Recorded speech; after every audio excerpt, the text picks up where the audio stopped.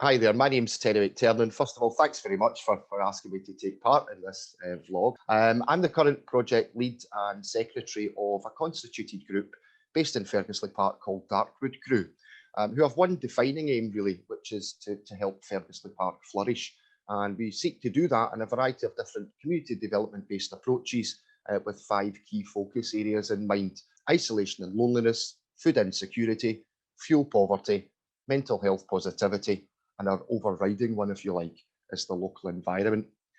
Dartwood Crew got together initially in October 2018 and with a clear view of coming together to regenerate the local village green area, which had fast become by that point known as a bit of an antisocial hotspot, burning of bins, fly tipping, sometimes we would have some joyriding cars, and just some young people congregating at the weekend because it was poorly lit and it was a kind of shelter for maybe some weekend drinking and stuff like that. So all the kind of stereotypicals that one associates with a local community, and who better, I think, to kind of tackle that than local people themselves. So I was approached in my capacity as a member of the local community council and asked if I could provide some support. And we hosted our first kind of litter pick tidy up type event. And from then, it's just grown arms and legs and frankly run away with itself, but on a really good, as a really good thing, and it's a positive thing for Fergusley. So the group had gone on to essentially develop a path improvement plan, 2 phases, working in partnership with organisations like Paths for All, the local community council, Renfrewshire Council, and looking with a view just to improving the whole area. The area had never really been used as a village green. It was more a shortcut to get to the shops and somewhere to walk the dog, but it wasn't necessarily used to host community events, particularly events that Dartwood Crew later went into, such as climate change conversations, community climate change conversations, Fergusley Flourishes community planting projects. It was all about planting trees and bulbs and just making the area that wee bit more pretty. We met every Wednesday evening, and gradually one lady would bring some soup and another man would make some scones for the tea, and there was all that social gathering, and it became clear to us that, yeah, there was an environmental focus, there was an environmental influence, but it was the social consequences of that project, if you like, which was far more beneficial to Fergusley than a half a dozen daffodils popping up in April, as pretty as that is. Within the Dartwood Crew immediate volunteer pool, we very, very quickly identified that food insecurity was an issue. There was one chap in particular, and the whole thing that was attracting him was Mary making the soup for the break and the scones for the cup of tea. And it was because the chap was living in really dire circumstances. And it was by getting involved with the community, he then later realised or became in a better, more fortunate position, because he found himself support networks as a consequence. People are always willing to lend a hand. And it was from that very direct experience that we then launched a community meal, which we operated every Tuesday night, just from the Tannahill Centre. Over 1,000 meals were served over a 3-month period. Anyone, up to 50 people a week, anyone who needed one.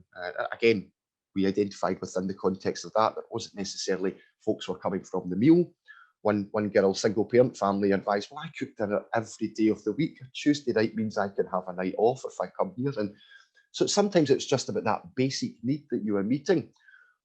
But where the environmental influence came from that is that was entirely resourced by cans and bottles that we had collected during our litter picks. So we would cash them in for food at Sainsbury's and then cook a meal for 50 people in the local community centre. And again, everyone immediately presumes, oh, that's people who are struggling to feed themselves, but it's not necessarily, because it's about fuel poverty. It's about folks not being able to cook at home. And if you're cooking for one meal for 50 people, you don't have 50 cookers all over the community on burning electricity and stuff. So there is that entire environmental influence. And I think our overriding aim, our initial work was underpinned by the belief that the green space in itself held a number of keys to tackling the areas that had the kind of issues that had blighted the area. Certainly my entire life, I've lived here all my life, I'm 41 years old now.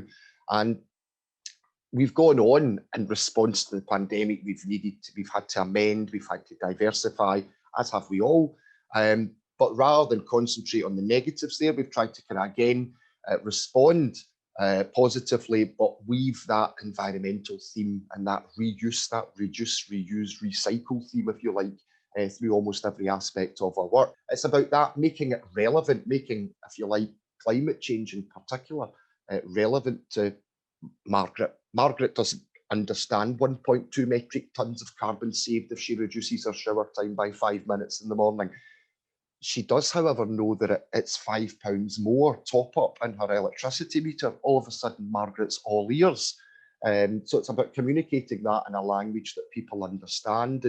And yeah, Extinction Rebellion grabbing the headlines, for example, is great. But if Margaret at home watching the 6 o'clock news doesn't catch on to that, there's a disconnect and it's all been in vain. And that, I think that's really the purpose that we've tried to serve, respond to the needs of the community, but make climate change real to that need as well. So in preparation for obviously Global Recycling Day, we've been looking at all our stats over the past couple of weeks and stuff, and literally just under 18 tons of food, surplus food, that would literally just have been thrown away, is now utilised within our community market on a weekly basis. The vegetables that we collect is cooked by our local volunteers, made into soup, frozen in the chest freezer at the community market, readily available then to elderly people living on their own who perhaps, I know I lived on my own for quite a long time, and you don't make a pot of soup when you live on your own because you think, oh, I'm not doing all that just for one person. It seems such a waste. So yeah, and one of the interesting things for a community like Fergusley Park is all the things that historically we've perhaps been criticised for or looked down upon for, is now being heralded and hailed as a shining example of how one should be living their lives. So there's a real culture shock, a real psyche shift for us here as well. It's not uncommon for me to get a Tupperware dish of homemade soup from my neighbour.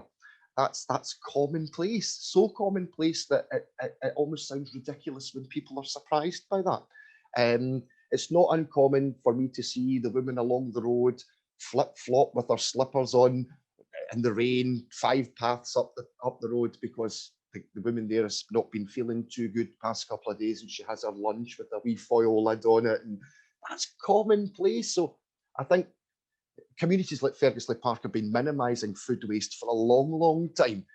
What COVID did was allowed us to ramp that up and do that almost, if you like, on an industrial scale. And I think that if we're talking about well-being recoveries and circular economies as an integral part of that well-being recovery, then I think there's a lot to be learned there from that very basic, what others would term rallying round to help out in a crisis is really just commonplace in everyday life in communities like Fergusley Park. And rather than us beat communities like Fergusley Park with a stick, maybe we should be heralding them as that shining example, because when it comes down to minimising food waste, reusing that old appliance because I've got a new one, but there's someone in the community's immediate needs could be met with access to this old one.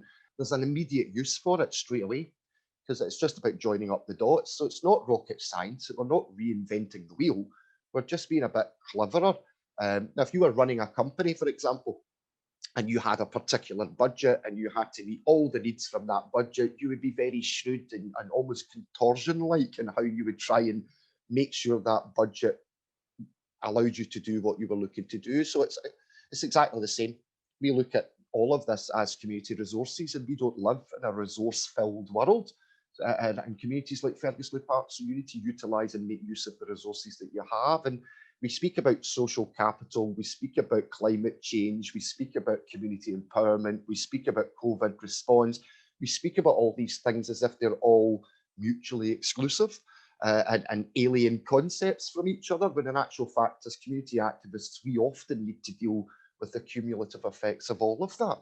So Margaret's not a single mother's not able to feed her kids properly, and we've got a whole climate change conversation going on in the background, and then our local co-op store is throwing out a ton of food a month. It's just about joining up the dots. It's not real rocket science there. And that, of course, a willingness But that willingness in communities like Ferguson Park has always been there because it's an act of survival, it's an integral part of everyday life. So it's how do we build that well-being economy? How do we build that circular economy, if you like, a well-being recovery and circular economy into the actual machinations of our community life? And that's, I think we've been very successful in that, not to sing too loudly about it, because it's still not enough. Let's call it, the actions of Ferguson Park hasn't meant, oh, the climate challenge is over. I'm not suggesting that, but it's a start. And I think that if we can grab communities, we are a firm believer that greener, more sustainable planet, if you like, starts with the greener, more sustainable communities. And so it's not filtering down. It will never filter back up, and it needs to filter back up.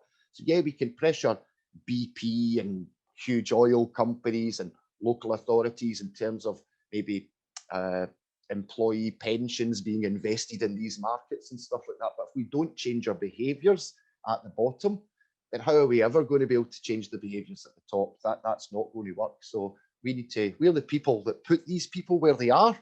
So we need to show them, not just tell them that's how we would like it to be done, but show them this is how we're doing it already.